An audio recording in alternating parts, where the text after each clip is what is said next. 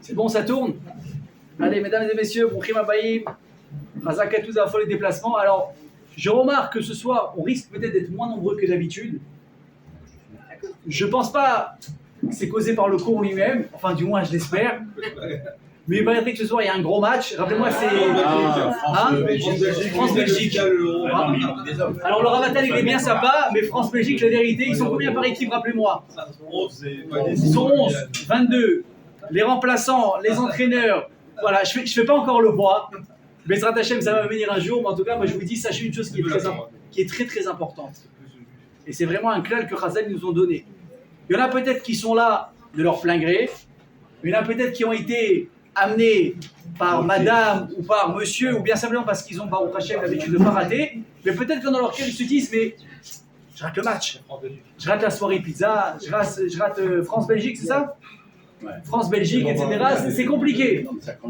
Alors sachez une chose, que quand on assiste dans un endroit de Torah, dans lequel en général on a l'habitude de voir un certain nombre de personnes assister et venir étudier de la Torah, qu'est-ce qu'il fait à Kadosh Baruch Hu?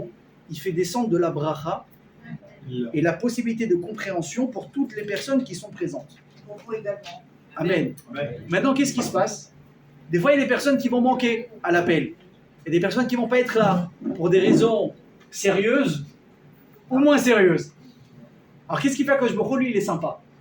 C'est pas l'espèce de boss qui va te donner au prorata par rapport aux gens qui sont là, par exemple, par exemple, si tu dois faire demain un repas de midi et que le boss il veut offrir le repas au bureau, il va faire le tour qui est là, qui est pas là, ok, on est peut-être 40, on est 30, il appelle le gars pour que tu me livres 30 sandwichs, ok, normal, aussi il n'y a pas de battacherie, mais surtout comme ça le gars il gagne un peu ses sous. Hachem quand il descend, il dit pas combien vous êtes ce soir, est-ce que vous êtes comme d'habitude 60 ou 70, parce qu'il faut savoir Baruch Hashem quand on est plein ici c'est les nombres Baruch Hashem qu'on atteint, il dit bon ce soir vous êtes une quarantaine, vous savez quoi? Je vous fais un cadeau, je vous donne la même bracha qu'en général je donne pour les 70. C'est-à-dire qu'aujourd'hui vous êtes là et vous avez le mérite des 70 personnes habituelles. Donc c'est extraordinaire, sachez que si vous ratez un but ou un arrêt ou une passe décisive ce soir, ça va je pense vous aider à accuser le coup. Et je répète s'il vous plaît avant qu'on commence le cours, si vous pouvez mettre les téléphones sur silencieux. Tout là-bas. Allez, mais attachez les amis ce soir, on va traiter d'un sujet hyper important. Je sais que j'ai l'habitude de dire ça avant chaque cours, mais j'ai l'impression que chaque thème qu'on aborde, il est vraiment important pour la vie. Et ce soir, on va parler de la jalousie. Si vous n'aviez pas répondu comme ça, je serais parti tout de suite. Donc, la jalousie, regardez, c'est quelque chose qui est très intéressant parce que quand on y réfléchit bien, on ne sait pas vraiment à quoi ça sert. Alors, je vois tout ce qu'il a créé dans le monde, il y a un but. Et surtout, il doit avoir un but spirituel à tout ça.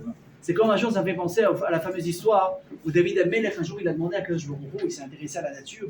Il me dit, mais Dieu, pourquoi est-ce que tu as créé un animal qui s'appelle l'araignée? Il dit, l'araignée, ça ne sert à rien. Il a regardé, il a observé l'araignée, il a dit, ça ne sert à rien, à part faire Spider-Man sur un mur, à tisser un fil, à nous effrayer, je ne sais pas. À quoi ça sert l'araignée? Il a vraiment posé la question à Kadosh Baruch Hu. Et Hachem, comment est-ce qu'il a répondu à cette question? Une fois, quand il a été poursuivi par Shaoul Amelech parce qu'il voulait sa mort, c'est une histoire d'Ifnatzmo, pourquoi on en est arrivé là. Voilà qu'un jour, David, il essaye de fuir Shaoul et il trouve un endroit avec une énorme toile d'araignée qui est déjà tissée. Et le seul endroit qu'il a où, entre guillemets, dans l'instant T, à l'instant T, se cacher pour rentrer dans un endroit, c'est là-bas. Mais qu'est-ce qui va se passer? À partir du moment où il va rentrer, il va craquer. La toile d'araignée, la personne qui va passer derrière, elle va bien penser qu'il y a quelqu'un qui est passé par ici. Il n'avait pas le choix. Il est quand même rentré. Voilà que Shaoul, quelques minutes après, arrive là où David est rentré. Il s'arrête devant l'entrée de la grotte. Il ne va pas rentrer, il va continuer. Là, David, il se dit, mais c'est pas possible. Comment c'est qu'il n'est pas rentré? Et là, quand il s'approche de l'entrée, qu'est-ce qu'il voit? Que la toile d'araignée est redevenue intacte. Un miracle. Hachem, il a fait comprendre à David Amelech que chaque animal, il a sa mission et il a son rôle dans ce monde. Même si des fois on ne comprend pas. Aujourd'hui, Baruch Hashem, j'ai dû répondre à une question sur Torah Box. Je me rappelle, Baruch Hashem, qui sont déjà nos partenaires depuis déjà quelques shiurim. Et j'ai eu l'occasion de parler de ça, que des fois il y a des choses qui nous dépassent complètement. Et le problème, il est que nous, on essaie de comprendre le monde qui a maintenant, Baruch Hashem, près de 6000 ans. Et on vient, on va dire, du haut de nos 50, 70 années maximum. Et on essaie de comprendre le monde qui en a presque 6000. Ça va être compliqué. C'est comme si maintenant vous rentrez dans une pièce à laquelle on ne vous donne pas accès et vous essayez de regarder à travers la serrure d'une porte ce qui se passe. Alors vous allez voir des choses, mais vous n'allez pas forcément comprendre. Parce qu'il vous manque la majorité de la vision de ce que vous êtes en train de voir en partie uniquement. Donc il y a plein de choses que vous n'allez pas comprendre. Et c'est pareil pour nous dans nos vies. On est là, combien de temps on vit? En moyenne, il faut savoir, 70, 80. C'est la moyenne. Et si on arrive à 80 ans, il dit la il faut dire merci au bon Dieu parce que ça veut dire qu'on a été pistonné. Donc qu'est-ce que c'est? Je vous dis la vérité. Allez, vous savez quoi? Je vais être large. 100 ans. Il y a un rabbi, un géant, Zaken Amekoubalim, Rav Shalom Shmueli, qui est niftar Motsei Shabbat, ou pendant Shabbat. Il est niftar à l'âge de 106 ans, ou 103 ans.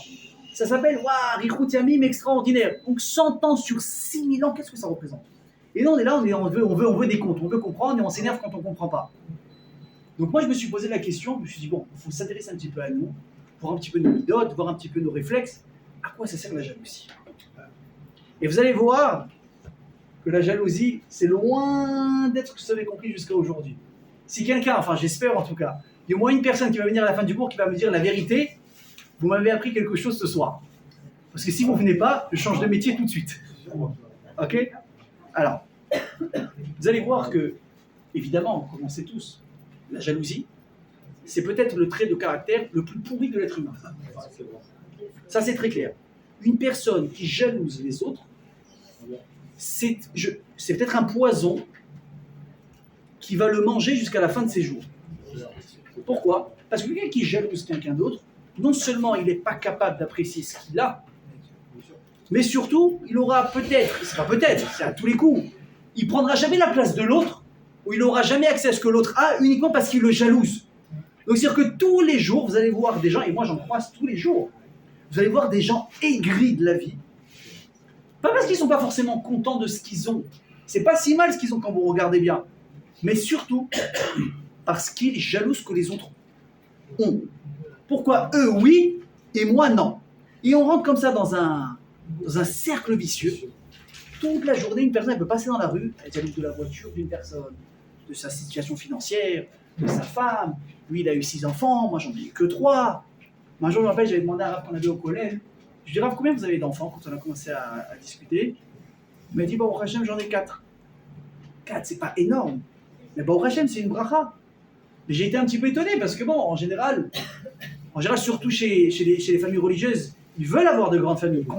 Ils comprennent l'importance d'avoir une belle famille et comment c'est beau, mais ça demande énormément d'investissement.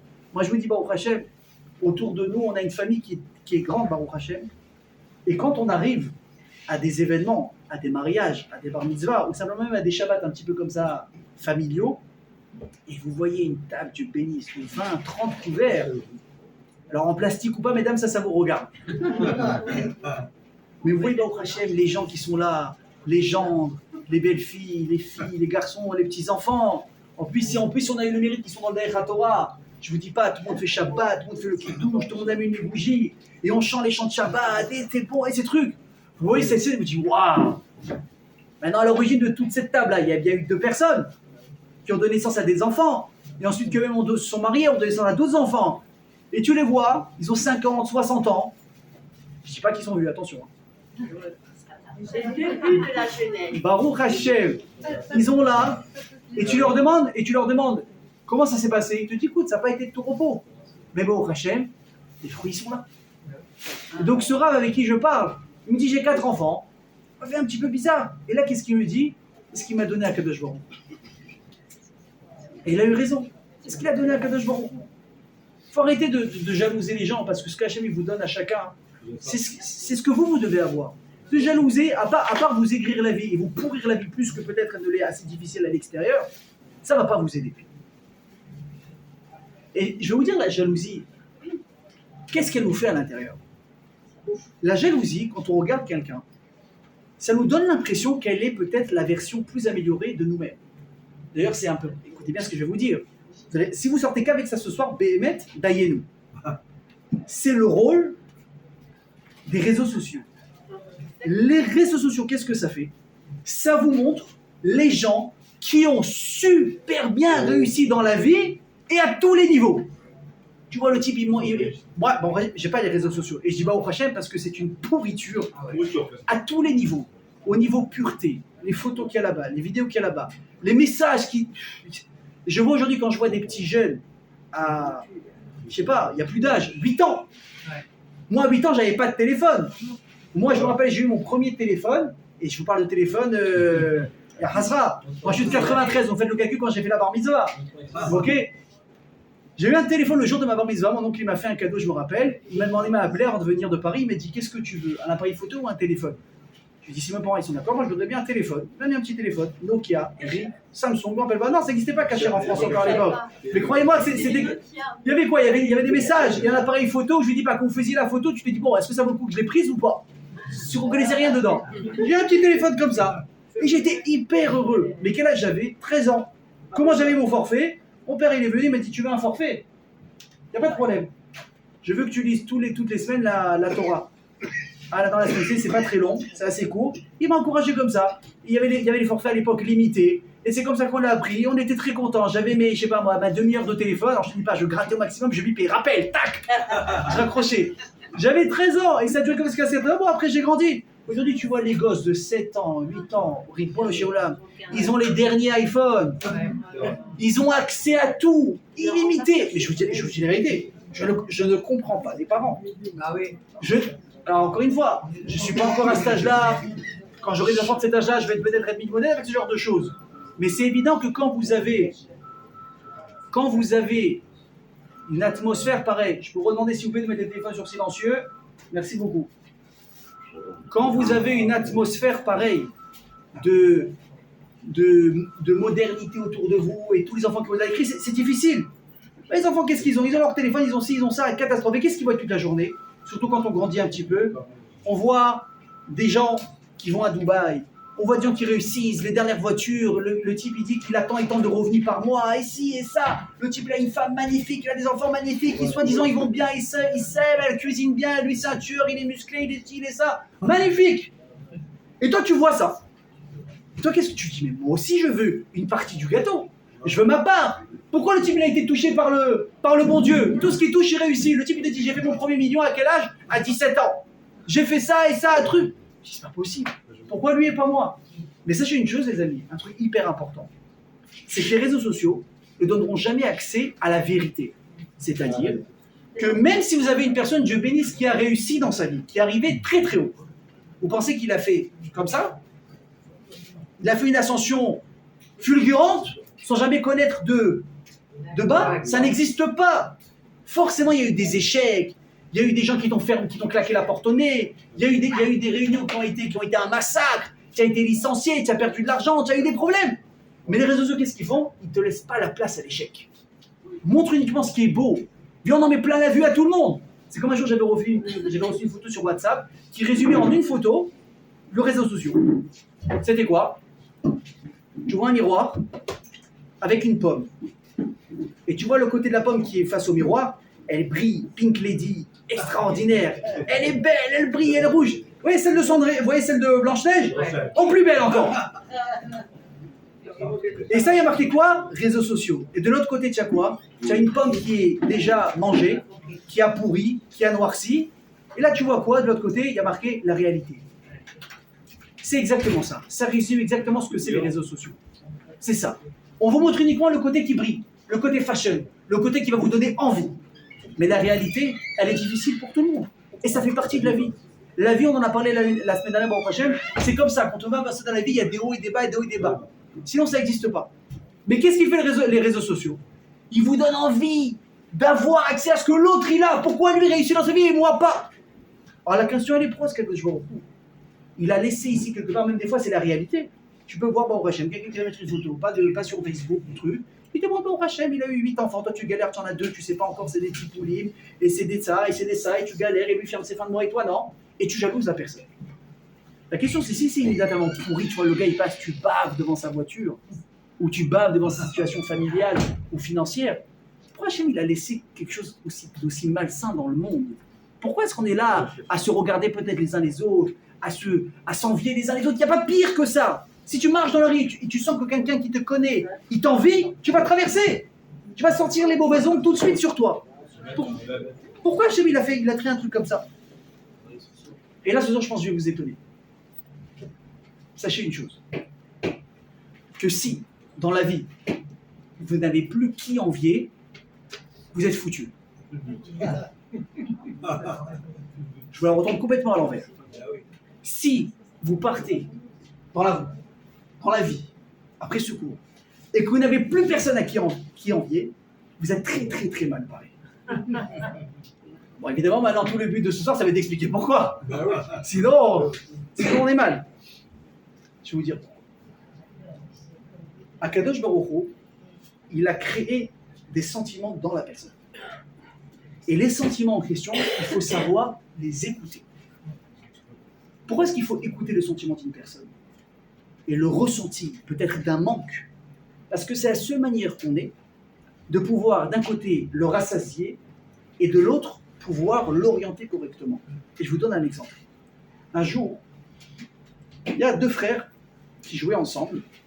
Et comme ça peut arriver, on avait le grand frère et le petit frère, sauf que le grand, l'aîné en âge, il était plus petit en taille, et le plus jeune, il était plus grand. Donc vous imaginez un peu le complexe de l'aîné, il n'était pas très content. Et voilà qu'un jour, ils jouent ensemble, et qu'est-ce qu'il fait? Il creuse un trou, il dit à son petit frère de rentrer dedans, et lui, il se met à côté, qu'est-ce qu'il dit? Tu as vu? Je suis plus grand que toi. Et il était tout content. Et tu as la mère à côté qui assiste à la scène. Alors je ne sais pas qui c'était, mais elle était très intelligente. Peut-être qu'une mère classique, qu'est-ce qu'elle aurait dit? Oh là là, c'est pas beau de faire comme ça. Pourquoi tu fais comme ci? Pourquoi tu fais comme ça? Elle aurait cassé son fils et dit, tu quoi? Ben, je l'éduque. Écoutez ce que c'est l'éducation d'une mère juive qui a de la Torah dans la tête. Regarde son fils. Elle lui dit, mon chéri, tu veux être plus grand que ton frère? Ça te dérange qu'il soit plus grand que toi? Je peux comprendre. Mais ne le mets pas dans un trou, lui. Toi, prends une chaise et monte dessus. Quand tu veux grandir, ne rabaisse pas l'autre. Toi, essaye de t'élever au-dessus de lui à la rigueur. Pourquoi? Parce que la mère, qu'est-ce qu'elle a compris? Elle a compris que cet enfant, il a un manque en lui, il a un complexe, il est jaloux de quelque chose. Alors de faire taire un manque ou un ressenti, c'est pas la solution. Parce que tu t'étouffes avec. Tu t'étouffes, tu vis mal. Alors que si tu es capable de l'entendre, de l'écouter, écouter qu'est-ce qui te murmure dans l'oreille, et tu le prends, tu vas essayer de t'en occuper, tu vas créer une personne épanouie. Je vais vous dire mieux que ça, venez on pousse l'histoire un peu plus loin. Si on fait l'erreur de ne pas écouter ce qu'on ressent, on peut arriver très très mal. Venez on prend ça un petit peu à l'extrême.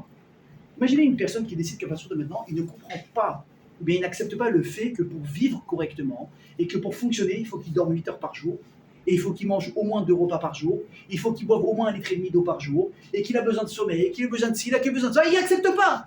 Tu vois, il dit c'est pas normal. Moi je pense qu'une personne peut très bien vivre si elle mange un bout de pain par jour et un bout de chocolat. De l'eau tous les 3 jours. Du sommeil peut-être 2 heures par jour maximum. Mais il se met des trucs comme ça. Vous savez qu'est-ce qu'il va arriver à faire ce type? Il va se haïr à la fin. Parce qu'il va voir qu'il n'est pas capable. Il n'est pas capable, il va presque s'en vouloir du fait que pourquoi j'arrive pas? Et je suis un incapable, et si je veux dépasser mes limites, je pourrais. C'est un problème. Or que si une personne elle est capable de s'écouter, d'écouter ses besoins, et je parle évidemment de besoins sains, de besoins humains, et de dire que j'ai besoin de ça, mais je vais bien m'en occuper.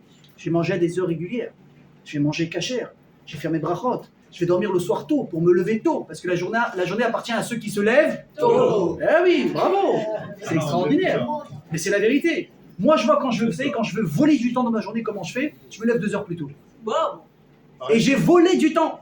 J'ai vraiment volé du temps. Je me retrouve tout d'un coup le lendemain à la même heure. J'ai réussi à faire ça, ça et ça déjà. Incroyable. Comment j'ai fait? La journée dure 24 heures. Au lieu de me lever à 7h30, je me suis levé peut-être à 5h30. Et j'ai réussi à faire ce que je voulais. Mais pourquoi? Je sais que j'ai besoin de dormir. Donc je vais aussi dormir plus tôt. Mais je ne vais pas me dire, bon, c'est pas grave, je suis un guerrier, je suis un tueur. Je vais aller dormir à 2h du matin, 1h du matin comme d'habitude. Malheureusement, c'est à peu près les horaires le soir. Mais je vais absolument lever toute la semaine à 5h. Et là, tu te mets à trembler de fatigue. Et je suis nul, et je suis ci, je suis ça, c'est pas vrai. Là, tu es en train de faire une erreur, c'est de ne pas écouter les besoins que tu as en toi. Il y a des gens, vous prenez des natures. Il y a des gens qui disent, Dieu bénisse, moi je dors 4 heures par nuit, ça me suffit. Vous connaissez des gens comme ça? Moi je dis, moi je dors 4 heures par nuit, au bout de 3 jours, tu ne me vois plus de la journée. Je peux pas. Et des gens qui me disent, bébête, un jour j'ai parlé avec quelqu'un, je me dis, oh là là, j'ai mal à la tête et tout, truc. Je dis, qu'est-ce qu'il y a?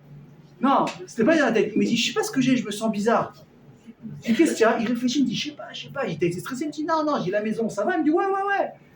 Je dis alors quoi? Il me dit, Elia, je sais, j'ai oublié de manger aujourd'hui. Bémet, je l'ai regardé, je lui ai dit, tu peux répéter? Tu as oublié de manger? Je vous assure, c'est quelque chose qui ne m'arrivera jamais. Si moi je n'ai pas mes 3 repas par jour, c'est simple, je ne fonctionne pas. Je peux pas, je suis fatigué, je suis nerveux, je peux pas, j'ai besoin de manger mes 3 repas par jour, c'est une nature. Et je sais que si je le fais à des heures régulières, bon, Hachem, tout va bien. Alors on va essayer de comprendre, Bezrat Hachem, à quoi Béhémet, elle sert en réalité la jalousie. Alors écoutez bien. Je veux qu'on regarde un petit peu la Torah. Parce que comme il dit Ben Bagbag dans Pirkei Avot, à fort bas, des coups là-bas. La Torah, il faut la retourner en tous les sens parce que tout est à l'intérieur.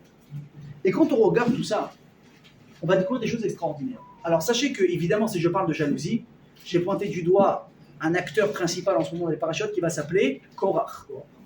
Korach qui était le cousin de Moshe Rabbeinu, qui a jalousé à mourir la place, le statut que Moshe a atteint, alors que lui, il a été, peut-être on va dire ça, uniquement réduit à la place d'un Lévi. Un Lévi, c'est quand même pas mal. Ceux qui démontaient le Mishkan, qui le portaient, ils avaient une proximité avec le camp d'Hachem et Hachem lui-même qui était quand même extraordinaire. Mais il a jalousé Moshe que quoi? Comment ça se fait que lui, c'est mon cousin, et qu'en plus de ça, par rapport à peut-être aux familles, etc., j'aurais dû passer avant lui, et moi j'ai été peut-être rétrocédé à la 3e, 4e place. Il n'a pas du tout accepté. Et on le pointe du doigt, et on dit Korach n'était pas bien, Korach ici, comme ça et ça. Mais je vais vous donner un grand secret. Vous savez qui était aussi très jaloux dans la Torah? Moshe Rabbeinu lui-même. Ah bon? Ah oui. Tu vois, tu vas apprendre quelque chose ce soir. Voilà. Moshe nous dit Srazal qu'il était jaloux. Ouais, ce soir je dis, vous avez raté l'euro, vous allez gagner ça. Écoutez, je vais vous le prouver, ne vous inquiétez pas, ce que je dis, je suis préparé, sinon je ne le dirai pas. Écoutez, de 1, Moshe il était jaloux, comment on va essayer de comprendre? De 2, et ça c'est un truc aussi important, Korach si c'est un rachat, comment ça se fait que dans la Torah, on lui a accordé le nom d'une paracha entière exclusivement à son nom? Il n'y a pas une paracha qui s'appelle Aaron HaKohen. Il n'y a pas une paracha qui s'appelle Moshe Rabbeinu. Et il y a une paracha d'un rachat qu'on va nommer Korach. On va essayer de comprendre aussi pourquoi. Je ne vais pas vous dire tous les points que j'ai préparés parce que sinon on va traîner.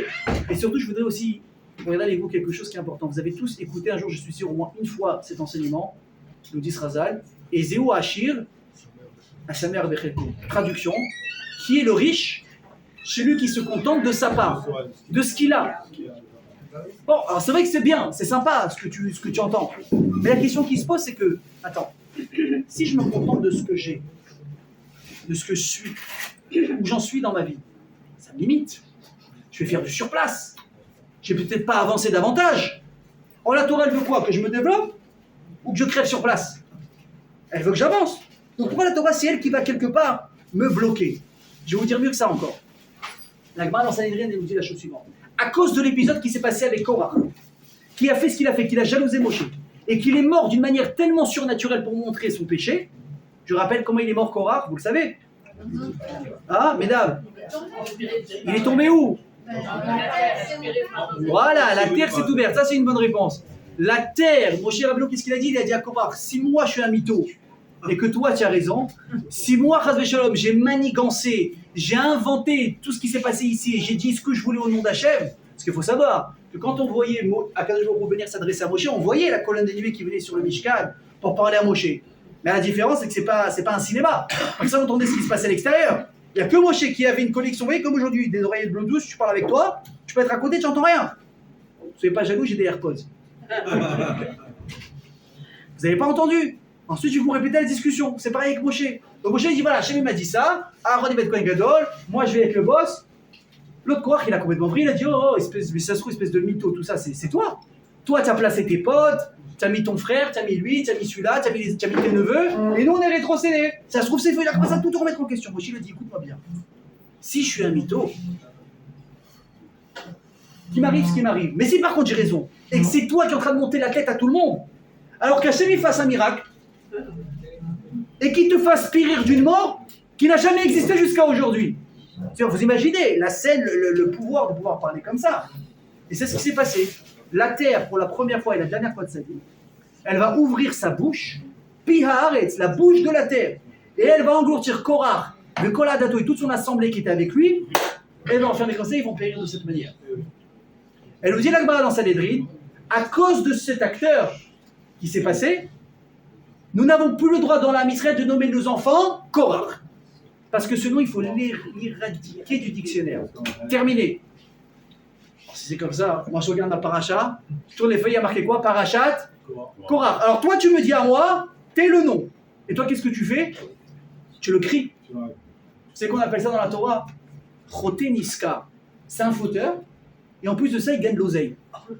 Le bon Dieu, il dit, c'est pas bien ce que tu as fait, mais tiens, je te donne quand même un billet. Il y a un souci.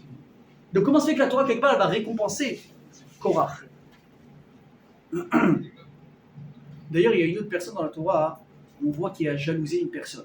C'est pas un homme cette fois-ci, c'est une femme. Il y a une grande dame dans l'histoire qui a jalousé sa sœur. Vatekane Rachel Ba'achota. C'est la Gemara qui balance. La Gemara, la Torah, elle vous dit que Rachel, elle a jalousé sa sœur Léa. De quoi? Du fait qu'elle avait des enfants. Elle dit voilà, ma sœur elle se marie, tac, bah jamais grossesse, ça s'enchaîne. Et moi je suis là à galérer, je me marie. Chaque mois qui passe, chaque année qui passe, chaque espoir, je le vois quoi? S'effondrer, il n'y a rien du tout, pas d'enfant. La Torah va dire, va t'écaner Rachel Bachota. Et Rachel, elle va arriver quoi? Jalouser sa sœur. Vous imaginez de qui on parle? On parle de celle qu'on va prier à Derech Hebron, là-bas près de Jérusalem. C'est celle où Akadosh Baruch Hu, il va lui dire, grâce à ton mérite à toi, je promets que les Bnei Israël vont revenir un jour de Galout. Vous savez, quand le deuxième est Mikdash, on aura l'occasion, si je veux, d'en parler, si jamais Chas Veshalom, le Mashiach ne vient pas tout de suite, Bezrat Hashem, et qu'on ait encore malheureusement l'obligation de passer Tisha B'Av, on parlera de la destruction du temple. On parlera de ce qui s'est passé. Mais rapidement, quand le temple a été détruit, personne n'a eu le mérite qu'Hachem lui promette que par son mérite à lui, Abraham, Yitzhak, Yaakov, David, Améler, qui vous voulez, qu'Hachem lui permette qu'il y aura un troisième temple et il y aura une Géoula. La seule qui a réussi, entre guillemets, à faire, entre guillemets, craquer à Kadosh Baruch Hu, ça a été Rachel. Rachel par son sroud que quoi, qu'elle a donné sa sœur les Simanim, elle a fait en sorte qu'elle puisse prendre sa place pour se marier, etc. Tu me dis alors Rachel c'est une tzadékette, Rachel c'est waf, c'est comme on l'appelle en yiddish, Momé Rachel, maman Rachel. Jusqu'à aujourd'hui, comment on dit en hébreu Rachel? Rachel, Imenu, Rachel notre mère. Et cette Rachel, elle nous dit la Torah quoi? Elle a eu un caractère, de prime abord, pourri. Elle a jalousé sa propre sœur. Et là, Rachid te dit, oh, comment tu parles de Rachel? Comment tu parles de Rachel? Ça va pas. Tu sais de quoi elle a été mécana, Rachel? Rachel n'a pas été jalouse de sa sœur parce qu'elle avait des enfants. Rachel, quand elle voyait sa sœur enceinte, elle ne lui portait pas les yeux là, comme ça, je suis jalouse. Pourquoi elle n'est pas moi? Pas du tout. Rachel, elle a réfléchi différemment de nous. Elle a dit, mais si elle arrive à tomber enceinte de son mari, ça veut dire que sûrement elle a plus de ma'asim tovim, d'actes de bons, de mitzvot, plus de mérite, qui fait en sorte qu'elle arrive à ses fins. Et peut-être que moi, non. Donc elle a été jalouse de quoi? De Léa, pas parce qu'elle était enceinte, parce qu'elle avait sûrement un meilleur comportement par rapport à Kadosh Baruch Hu. C'est vrai que la Torah va écrire Vatekane Rachel Bachota. C'est pas pour la descendre, au contraire, c'est pour vous dire, regardez ce que c'est, entre guillemets, ce qu'on va appeler la bonne jalousie. Donc qu'est-ce qu'on est en train de voir ici? Que ce qu'on a cru pendant une petite demi-heure, que la jalousie c'est horrible, la jalousie c'est pourri, la jalousie c'est ci, c'est ça, c'est faux. Il y a ce qu'on appelle en hébreu Kinat Sofrim. Kinat Sofrim Tarbeh Chorma. C'est quoi Kinat Sofrim? Ça veut dire la jalousie dans la Torah, elle est extraordinaire. Parce que Tarbeh Chorma, parce qu'elle fait grandir la Chorma. Et là vous prenez l'exemple. Vous prenez une école, et vous prenez des enfants, et vous prenez des professeurs, et vous leur apprenez la Torah, et vous voyez que les gosses, bon, ils sortent, c'est des lumières. Ils connaissent la Mishnah, ils connaissent le Chumash, quel paracha on est, tac, c'est qui l'acteur principal, tac, ça paraît simple. Vous prenez des enfants qui n'ont pas l'habitude d'aller à l'école, il te dit, moi je lui dis, un jour j'ai croisé quelqu'un, je lui dis, est-ce que tu sais c'est qui Aaron et Moshe? Il m'a dit non, le type il a 30 ans. Et tu sais pas c'est qui Aaron et Moshe? Il m'a dit, bon, Moshe c'est Moïse, on parle de lui à Pessah, c'est possible? Et bon, ça nous fait rire, mais il y a des gens qui n'ont pas eu le sroud d'avoir été éduqués, de grandir dans une école juive. Alors imaginez, vous voyez des petits-enfants à 5, 6, 7 ans, des tueurs. Et d'un coup, tu as une école en face qui va ouvrir. Mais si l'école en face, elle veut tenir, qu'est-ce qu'elle va devoir faire? Elle va devoir être à un niveau encore plus supérieur. Qu'est-ce qu'elle dit? Nous, on aurait plus tendance à croire que c'est pas bien, ça fait la concurrence, au contraire, te dit Chazal. Kinat Sofrim Tarbeh Chorma. La jalousie dans la Torah, c'est ça qui fait grandir la Chorma. Je vous dis, nous, Baruch Hashem ici, et moi je suis content de ça. Dans le centre, quand on a commencé ici, ce cours mixte, On était les seuls. On a commencé, bon, Hachem, j'ai entendu qu'il y a d'autres endroits qui ont commencé à faire des cours mixtes. Mais c'est bien, pourquoi c'est bien? Parce qu'on est là pour répondre à un besoin. Et les gens, ils ont soif de Torah, Baruch Hashem, mais c'est bien, c'est comme ça qu'il faut. Il faut grandir tout ça.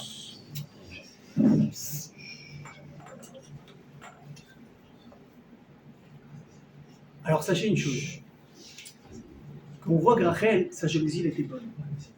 Et je vous ai dit tout à l'heure, que Moshe aussi, pour ceux qui ont entendu, il était jaloux. Il y a une dame qui m'a demandé, mais d'où vous le savez ça? D'où vous le savez? C'est une question qui est un peu légitime parce qu'on casse un peu les codes ici. Hein, je vous ai un petit peu malheureusement, un petit peu peut-être, j'ai un petit peu diminué l'aura de Moshe Rabbeinu. Or sachez une chose que Moshe, déjà la première preuve que je vous ai apportée, madame, encore qu'elle écoute, c'est que Moshe Rabbeinu, vous savez de qui il a été jaloux? De son propre frère. De Aaron à Cohen. De son propre frère, il a été jaloux. Et on va commencer. Quand Korach il est venu, il a dit à Moshe, mais dis-moi, toi, pour qui tu te prends pour prendre? Toi, tu prends le leadership. Aaron, il va prendre la Keuna. Et tu dis, mais à la base, vous êtes quoi? Vous êtes des Lévim. Et nous, on est tous des Lévim. Qu'est-ce qu'il leur dit Moshe? Il a dit, vous savez quoi? On va faire le test de l'appel. C'est un truc qu'on ne connaît pas aujourd'hui. C'est pas la courte paille. C'est un truc qui existait à l'époque. C'est l'ancêtre de la courte paille. Vous allez prendre des pelles, vous allez mettre de l'encens. Hachem va venir brûler ce qu'il veut. L'offrande qu'il va accepter, ça va être lui qui va être choisi Cohen. Mais les autres, par contre, vous allez mourir. Okay, je ne rentre même pas maintenant dans le délire, dans l'obsession.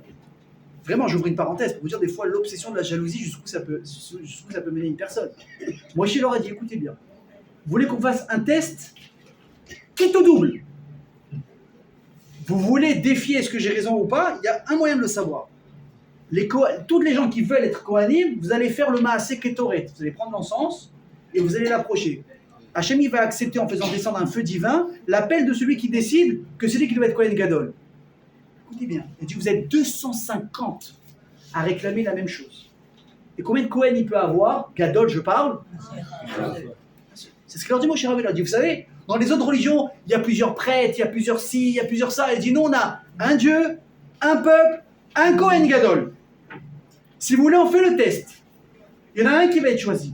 Par contre, attention. Celui qui rentre dans le jeu et qui perd, il meurt sur place. Moi, j'entends ça, je te dis, frérot, merci beaucoup, je laisse ma place. Ah ouais, je tiens à ma peau, je suis encore jeune. Ben, qu'est-ce qu'ils ont fait les 250? Ils ont dit, Moshe, tapis, on te suit, on est là, on est persuadé qu'on va passer. Ils étaient tellement obsédés là par la dire, encore une fois, on est 250, on sait qu'il y en a qu'un qui va être choisi. T'es prêt à prendre une chance sur 250 de vivre ou pas? T'as des enfants, t'as une femme, t'as une situation, t'as des petits-enfants. T'es en pleine santé, tu dis je joue tout pour une question de kavod, d'honneur. Les gens quand ils vont me dire ah c'est lui Kohen Gadol. Et après la vie elle continue. Bon évidemment il y a des avantages. C'est comme celui aujourd'hui qui travaille dans l'informatique. Il y a des avantages. Tu as des cadeaux avant les fêtes, tu as une bonne paye, peut-être même on te paye l'essence du déplacement. Mais est-ce que ça vaut le prix de ta vie? Et vous avez 249 personnes qui m'ont dit on prend le risque. Et vous savez qui a dit qu'il voulait également prendre le risque? Moshe Rabbeinu. Moshe, c'est un truc que j'ai appris en préparant le cours. Il a dit vous ne comprenez pas une chose, c'est que moi aussi je jalouse cette place. Moi aussi j'aurais aimé prendre une paye et l'approcher. Parce que moi aussi je convoite la place de Aaron à Cohen. Et il a dit aux gens, vous dites, qu'est-ce que vous croyez? Korach, c'est mon cousin. Korach et moi, on a quelque part les mêmes gènes. Si lui, il a des gènes aussi dévastateurs de jalousie, il a dit, sachez que moi, j'ai les mêmes à l'intérieur de moi. Mais il y a une différence qu'on va expliquer. Comment est-ce que Moshe, il a canalisé ça? Et c'est là que vous allez comprendre la différence. Et je vais vous montrer un très bel exemple. On a dans la Torah, vous savez, quand on lit la Torah, on chante la Torah, n'est-ce pas? Ça ne se lit pas comme ça. Si vous avez l'habitude d'entendre bâcler, changez tout de suite de rabbin. Ça se chante et c'est censé être très agréable à écouter. Maintenant, c'est comme des notes de musique. Chaque mot, il a une note à respecter. D'ailleurs, vous voyez souvent, à côté de celui qui lit la Torah, quelqu'un qui bouge des mains bizarrement comme ça. On a l'impression qu'il a la Parkinson. C'est censé être vraiment, vraiment ciblé. Chaque mot, il a sa note musicale à respecter et ça forme une harmonie extraordinaire. Il y a une note musicale qu'on ne retrouve que 4 fois dans toute la Torah. Sinon, ils sont tous les taramim, ce qu'on appelle les notes musicales, elles se ressemblent toutes. Il Il y en a 4, enfin à 4 reprises, un qui n'apparaît que 4 fois dans toute la Torah. Et comment il s'appelle ce ta'am? Shalchelet. Et si vous le voyez, vous connaissez tous le film de Zorro, n'est-ce pas? Ouais. Alors vous prenez un Z, par contre, lui Zorro il a fait une fois, nous la Torah, on a un peu, la Torah étude, on l'a un petit peu exagéré, on l'a fait au moins en 5-6 fois comme ça. Tac, tac, tac, tac, tac, tac, tac, tac, tac, tac, tac. On a fait grandir le siman.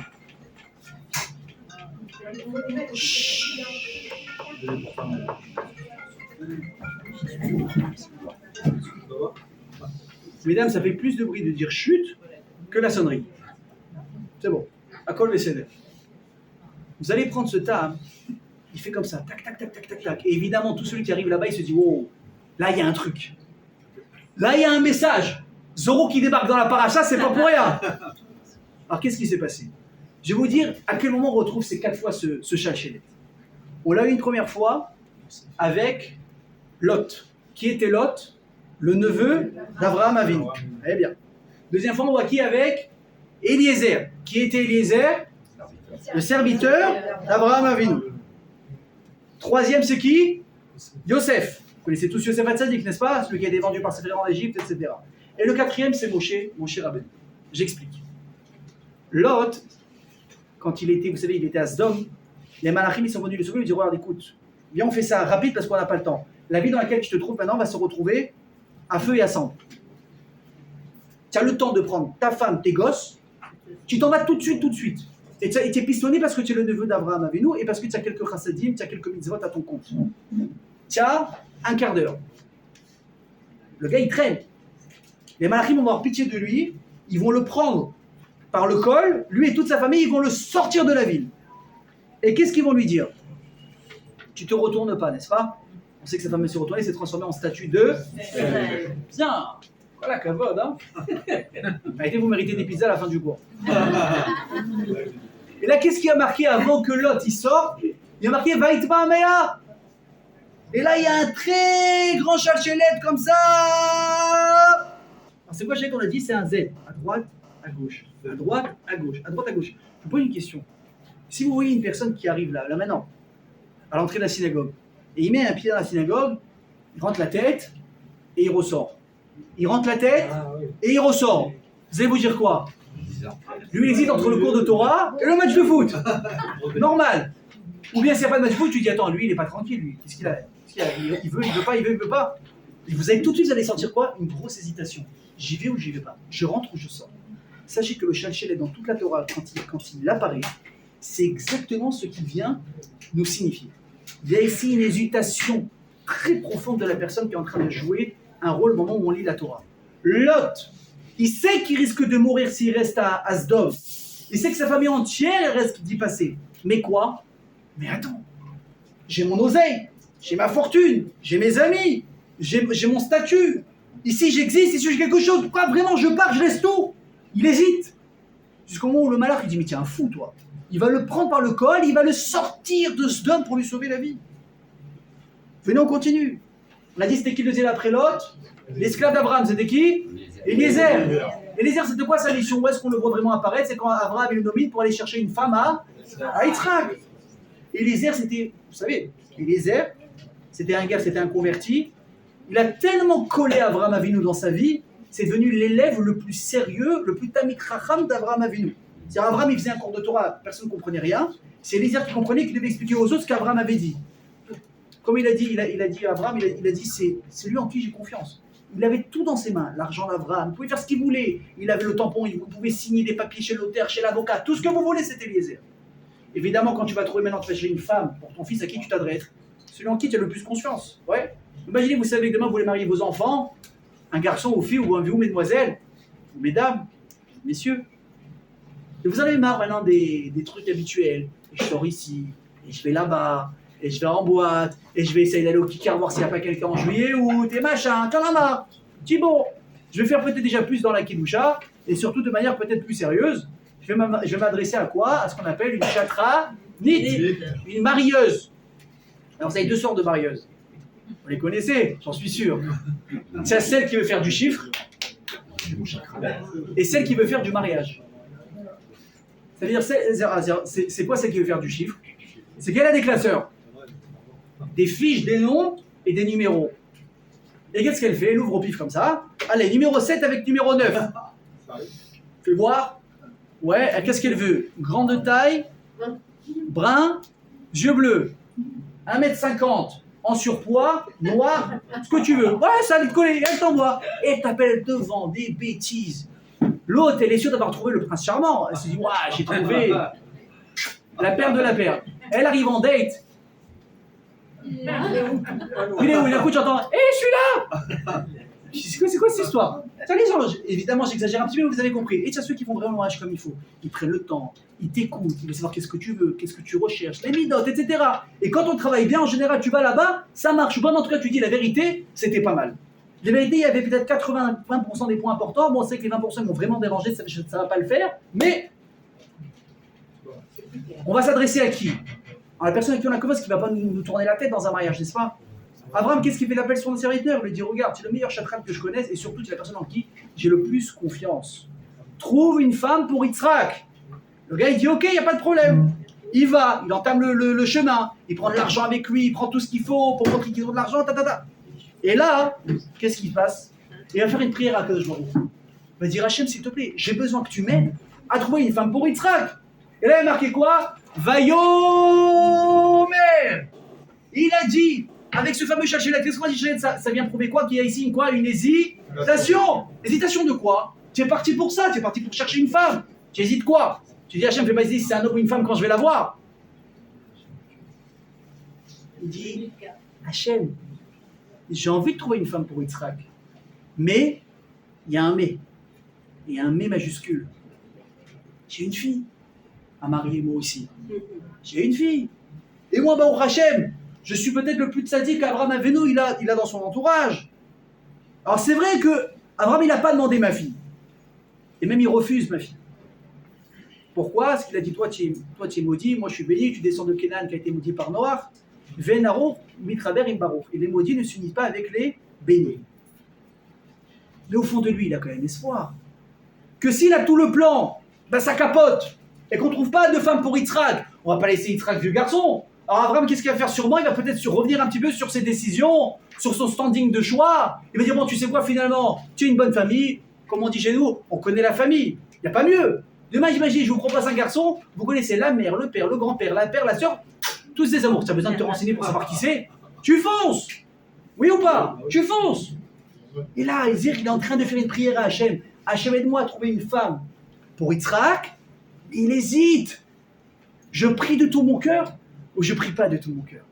Est-ce que je vais faire en sorte que la prière, elle va être acceptée par Hachem, ou peut-être que ça m'arrange qu'elle soit pas acceptée, que je sois pas répondue, parce que j'ai un intérêt personnel. Pareil, le Chachelet, il intervient à ce moment-là. Troisième personne, c'est qui? On l'a dit tout à l'heure, Yosef Hatzadik. Alors je vais vous poser la question. J'espère que vous allez tous me répondre. Quelle a été l'épreuve de Yosef? Par excellence, hein? Qui était la femme de Potiphar? Une des plus belles femmes du monde. Une des plus belles femmes du monde qui vient te faire la cour 5 fois par jour pendant des années. Qui te harcèle, qui te hante, qui change 3 à 5 fois de tenue par jour. Juste pourquoi? Pour attirer ton regard sur elle. Et elle te dit, mais viens, faute avec moi. M'en fous de mon mari, il ne m'intéresse pas. Je vais faire ma vie avec toi. Tu auras de l'argent, tu auras tout. Viens, viens, viens. Et lui, il est beau. Il a 17 ans, 20 ans. Il est magnifique. Le Midrash dit, il était tellement beau que quand il passait dans la rue et les femmes étaient en train de préparer, de couper des légumes, elles étaient tellement attirées par sa beauté qu'elles oubliaient le légume et elles commençaient à se couper leurs doigts. C'est la vérité. Tellement qu'il était beau. Alors quand tu es beau et tu es conscient que tu es beau, évidemment qu'en plus ton Yitzhara, il est énorme. Et tu as une des plus belles femmes du monde qui vient et te dit, viens, viens, viens boire un verre avec moi. Viens, on va au resto. Ah, on a parlé de ça, la semaine dernière, n'est-ce pas? Viens, on discute. Le Seigneur dit, fous-moi la paix. Laisse-moi tranquille. Toi, tu es une non-juive, moi, je suis un juif, on ne se mélange pas tous les deux. Elle va le harceler jusqu'au jour où elle va presque le faire craquer. Elle va le prendre par le col de la chemise et du coup, va bien. Si maintenant tu ne fautes pas avec moi, je te jette en prison. Je vais t'accuser de viol. Alors, tu as le choix. Soit tu crèves, soit tu kiffes. Et là, qu'est-ce que dit la Torah? Vayemaen. Yosef, il a refusé. Mais qu'est-ce qui apparaît encore ce mot Vayemaen? Zoro.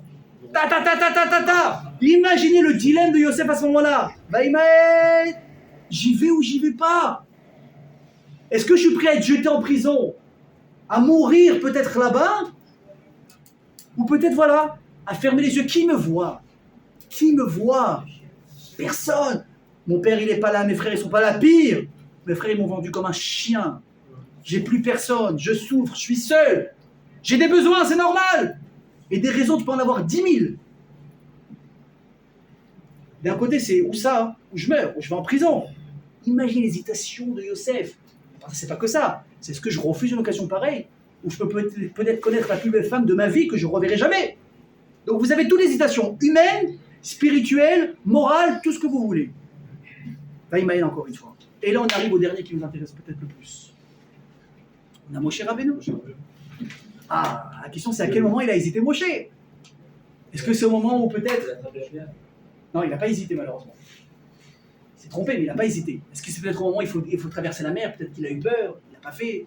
Est-ce que c'est au moment de parler à Paro? Il a dit Hachem, je t'aime bien, mais j'ai peur de me transformer en grenouille si je vais lui parler. C'est un sorcier, Paro. À quel moment il a hésité? Vous êtes assis. Les cours de Torah, ils sont faits ça pour que vous soyez assis, pour vous accrocher au cas où il y a des trucs qui vous font un petit peu.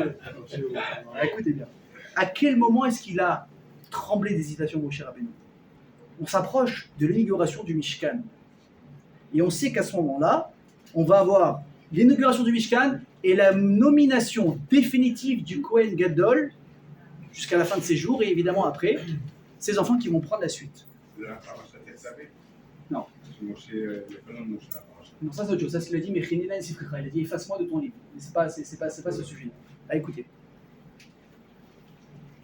Avant l'inauguration du Mishkan, il y a ce qu'on appelait les Yemei HaMilouim. C'est les jours peut-être, on va dire, de prépa, de révision, peut-être même de complétude au Mishkan. Et qu'est-ce qu'on devait faire là-bas? Moshe, il devait faire les shritot, il devait faire les animaux, il devait faire la shrita de chaque animal jusqu'au jour J. Ça a duré 7 jours, les Milouim. Voilà qu'on arrive le dernier jour. Moshe, il est en train de faire passer derrière lui les derniers animaux. Et il fait les dernières shritot. Et il sait qu'à partir de demain, qui va prendre le rôle de faire les shritot au Mishkan, qui va devenir le Kohen Gadol, qui va prendre une bonne fois pour toutes ce rôle extraordinaire, le plus sacré de l'histoire, Aaron HaKohen. Et là, Moshe il a son couteau de shrita, il s'apprête à faire la dernière shrita. Et là, il y a marqué Vaishrat, et il y a quoi dessus? On a le fameux Shalchelet.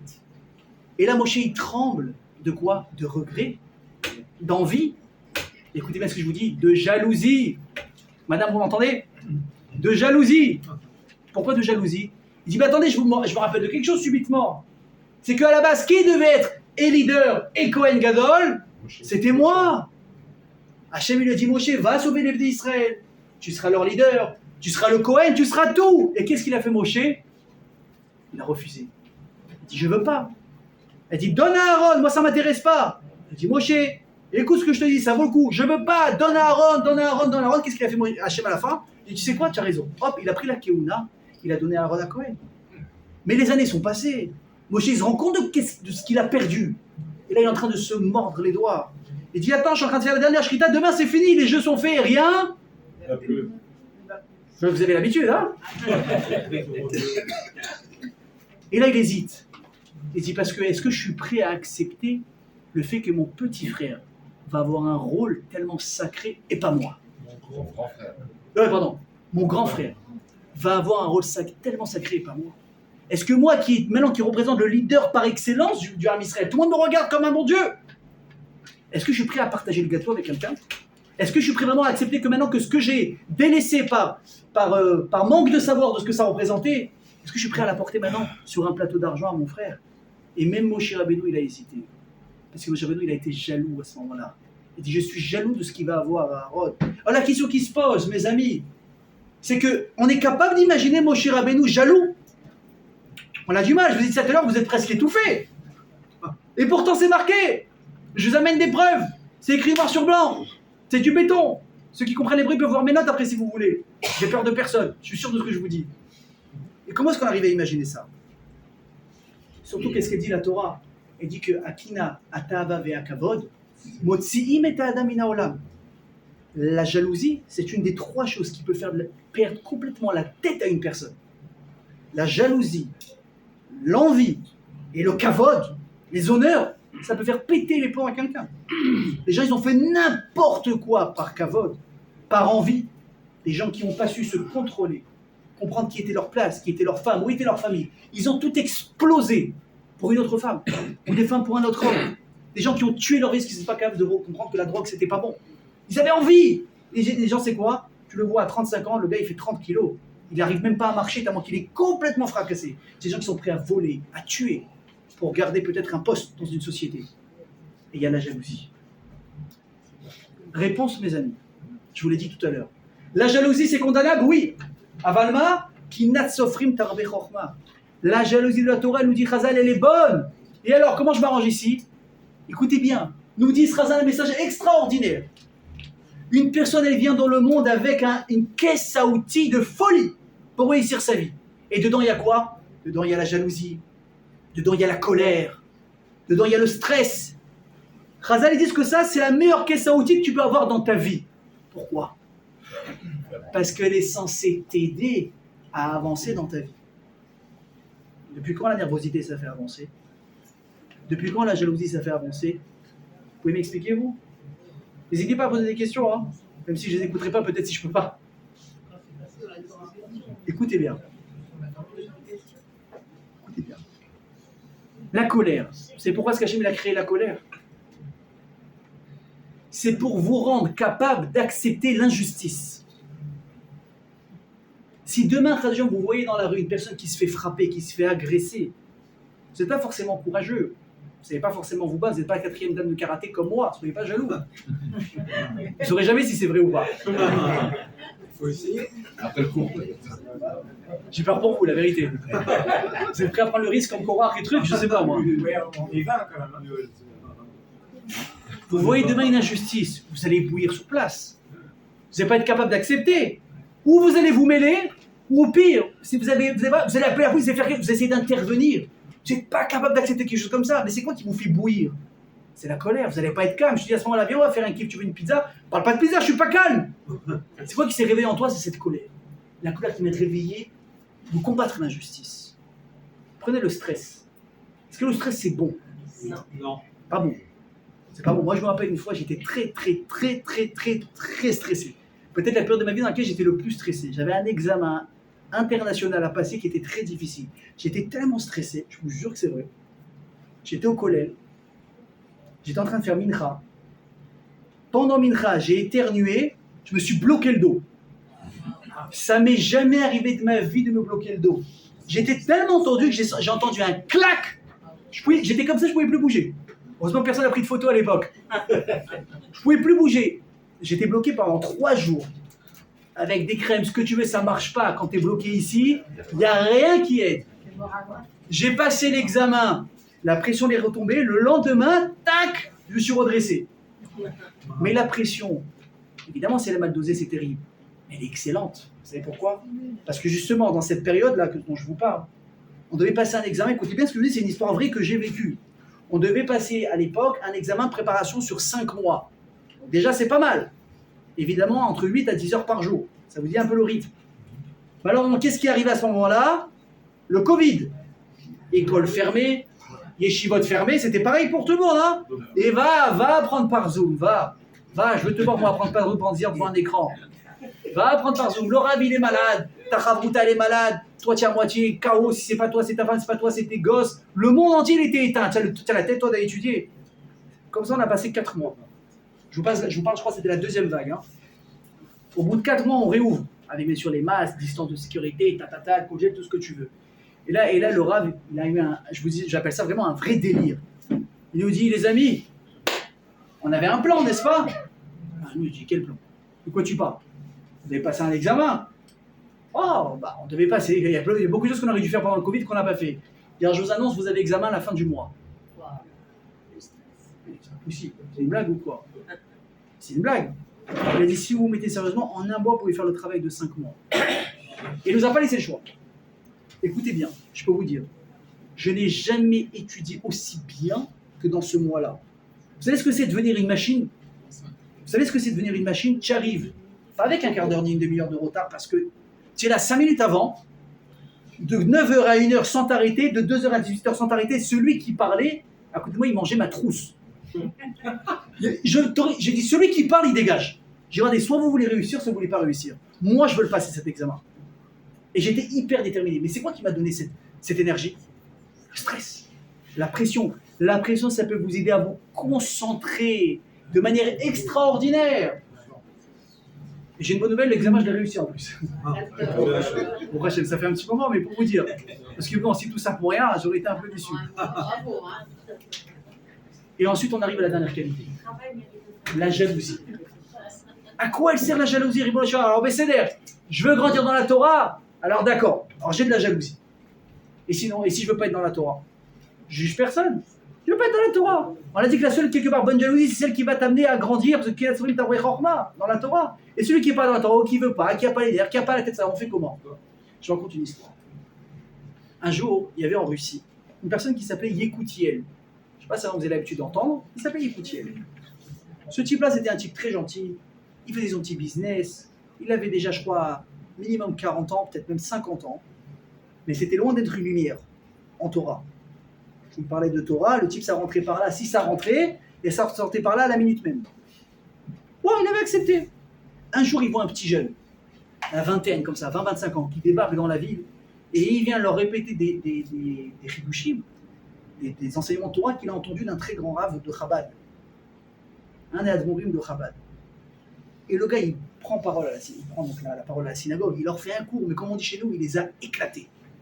Ils sont comme ça. Waouh! Une lumière, ce gosse, pas possible. Comment il tournait autant de choses? Comment il a su parler? Comment il a su ci? Comment il a su ça? Tout le monde était subjugué, incroyable. Et tout le monde l'admirait. Mais il y en a un qui n'a pas réagi comme les autres.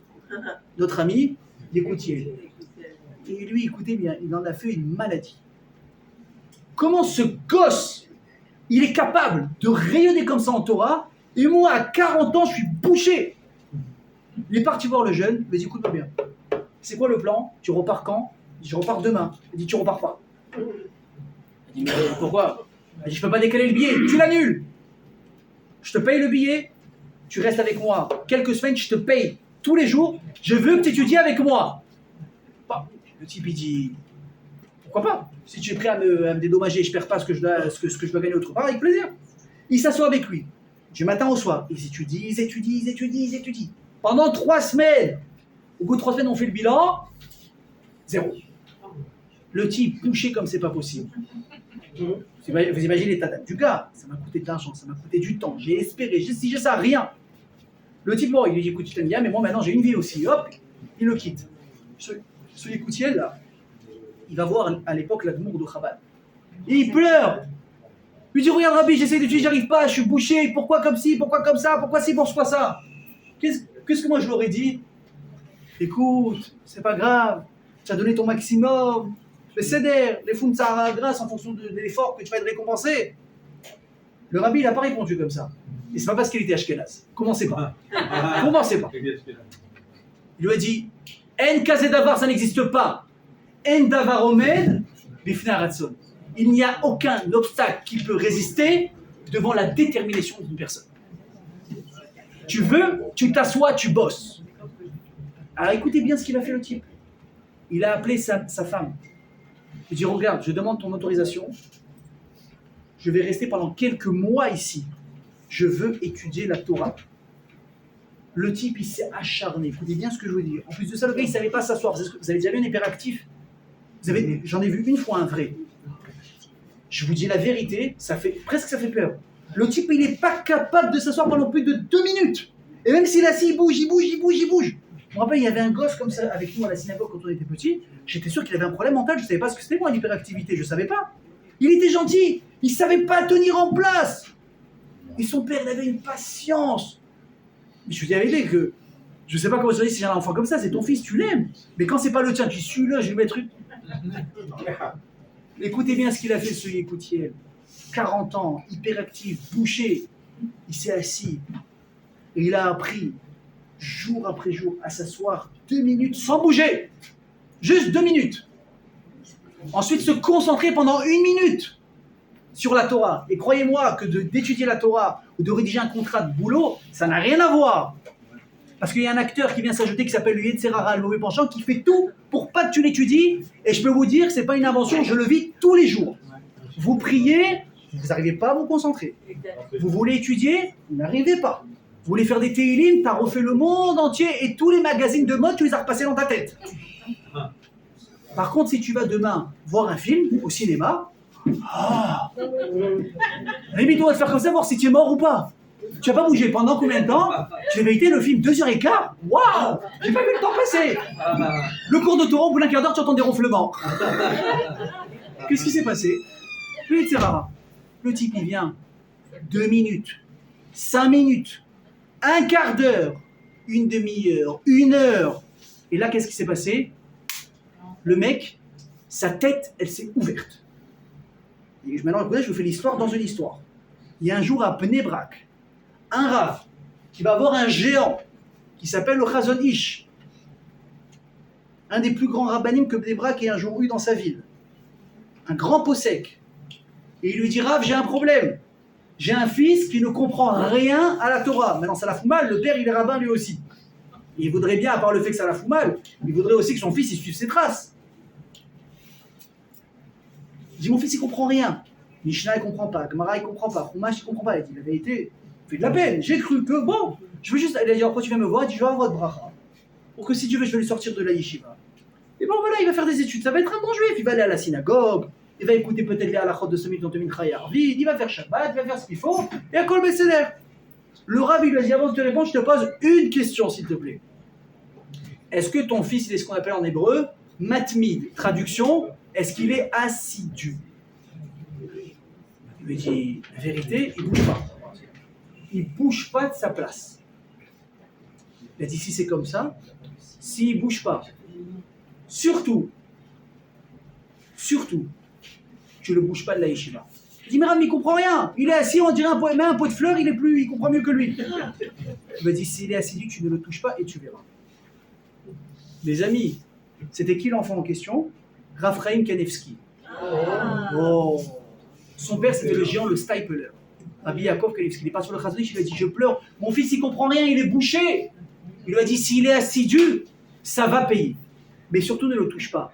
Raphaël Kanevski, mes amis, juste pour que vous compreniez, c'est peut-être un des seuls hommes de cette génération-là, dernière, qui était capable de finir autant de Torah par an. Il finissait tout la Gemara Babli, le Yerushalmi, le Rambam, le Shulchan Aruch. Il y a des gens qui passent une vie, ils n'ont pas fini. Tous les ans, ils le terminaient. Tous les ans, à Erev Pessah, il faisait un sillon de toute la Torah Kula. Vous savez ce que ça veut dire? Non, Raphaël Kanevski. Moi, j'ai eu cette dernière génération. Je ne sais pas ce qu'il y avait Moshe Feinstein à l'époque. Moi, je n'ai pas vu. Je parle de Raphaël Kanevski. Grâce à quoi? Du fait qu'il n'a pas bougé. Soyez écoutez bien, c'est devenu un des personnes les plus proches du rabbi de l'époque et qui réécrivait tous les shiurim du Rav. Écoutez bien ce que je vais vous dire. Ce que peut-être la volonté chez lui n'a pas réussi à faire, la jalousie a réussi à faire. Il avait une obsession. Comment ce jeune il est capable et moi non? Je n'accepte pas. C'est trop difficile pour moi. Si lui il est capable, moi je suis capable. Qu'est-ce qui a déclenché cette force, mais surhumaine, qui a clairement changé la nature? La jalousie. La jalousie, ça nous permet de nous dépasser, et dans n'importe quel domaine. Or, c'est comme ça, qu'est-ce qu'on reproche à Korach? Alors, il a été jaloux. On est en train de dire que la jalousie, finalement, c'est pas si mal que ça. Alors, qu'est-ce qu'on lui reproche? Réponse. Et avec ça, on va terminer, Bezrat Hashem. La jalousie, elle peut être bonne. Il n'y a aucun problème. Mais quel est le souci de la personne? On a dit tout à l'heure, Eziwacher à sa mère Bechelko. Qui est l'homme heureux, celui qui se contente de ce qu'il a, mais on l'a dit, mais je vais faire du surplace, je ne vais pas avancer. On n'a rien compris. Hachem, il t'a dit, tu dois te contenter de ce que tu es. Mais ça ne veut pas dire que tu ne peux pas exceller dans ce que tu fais. Mais apprends à accepter ta place. Quelle est la différence entre Moshe Rabbeinu qui était jaloux et Korach, son cousin, qui était jaloux, et qu'on a condamné l'autre qu'on admire jusqu'à aujourd'hui? C'est que Korach, ça, la jalousie, elle a poussé à quoi? À vouloir prendre la place de l'autre.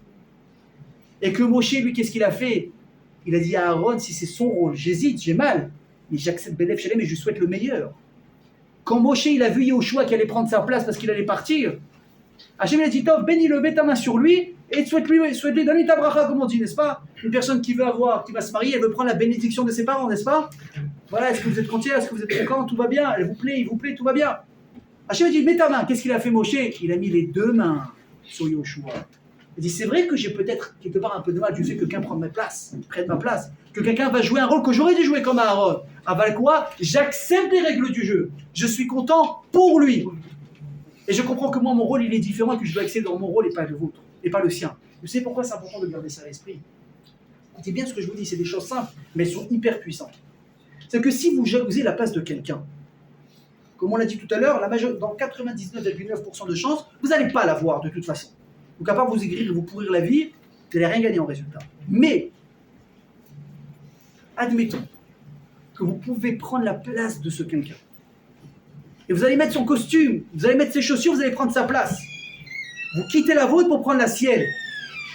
Je vous pose la question, qui va venir remplir votre place à vous maintenant qu'il est vacante? Vous ne pourrez jamais prendre la place de quelqu'un, vous savez pourquoi? Parce que de la même manière qu'il a son rôle à jouer, vous avez le vôtre à jouer que personne ne peut jouer à votre place. Personne ne peut remplir le rôle que vous avez. Tu dis, non, qui je suis moi? Moi je suis un petit employé, j'ai un paye de gosse, je suis en galère avec la banque, n'importe qui peut venir, c'est pas vrai. La femme que tu as, qui t'aime et qui s'entend avec toi, elle ne peut pas s'entendre avec un autre homme que toi. Tes enfants, ils t'admirent comme père, ils ne vont pas forcément admirer quelqu'un d'autre. Ah oui, ils vont admirer celui peut-être qui roule en Ferrari et qui a la grosse montre au poignet là-bas. Mais s'ils passent un peu de temps avec lui, ils ne vont peut-être pas sentir le même amour qu'ils ont envers toi. Parce que l'endroit dans lequel tu es maintenant, il est sur mesure pour toi. Et si quelqu'un un jour veut prendre ta place, il n'y arrivera pas non plus. Ce n'est pas une question de classe sociale, c'est une question de rôle à jouer. Et la jalousie, comme on l'a dit, si elle ne peut pas t'aider à prendre la place de quelqu'un d'autre, elle doit t'aider à toi-même, à te surpasser là où tu es toi. Parce que comme on l'a dit, c'est le meilleur moteur qui peut te faire avancer. En Bezrat Hashem, qu'on garde ça à l'esprit. Vous allez rentrer ce soir. Même si la Belgique peut-être elle va gagner, nous les Français on va pas être jaloux. C'est pas grave. On va dire la prochaine fois, on fera mieux. La vérité, je fais un parallèle. Un coach, s'il veut vraiment donner toute la pêche à son équipe, et à la mi-temps elle est serrée, on perd déjà 3-2. Vous savez quoi, on est dans le temps additionnel, il reste 5 minutes. Évidemment qu'il va les motiver. Mais est-ce qu'il va leur dire vous êtes nuls? Vous êtes zéro? Mais le type, mais qu'est-ce qui va se passer? Soyez pas jaloux, j'ai joué en pro en foot, ouais. J'ai tout fait dans ma vie. Il va pas réussir à marquer. Or que si tu lui dis, donne le maximum que tu as, et même s'ils ont perdu, ils vont dire, écoute, il faut apprendre des erreurs. Mais à partir du moment où on a appris, il faut se surpasser, il va réussir à atteindre un niveau extraordinaire. Et sachez que les meilleurs, prenez des gens comme Elon Musk, l'homme peut-être le plus riche du monde, des gens qui aujourd'hui qui ont bâti des multinationales, ils te disent, pour en arriver là où je suis, j'ai dû construire, détruire, me prendre des gamelles, relever et me relever, et apprendre de mes erreurs et me surpasser. Il n'y a que comme ça que j'en suis arrivé là. Bezrat Hashem, qu'on soit capable nous-mêmes de nous surpasser. Mais chez nous, Bezrat Hashem, dans la voie d'Hashem, Amen, Kali Ratzon.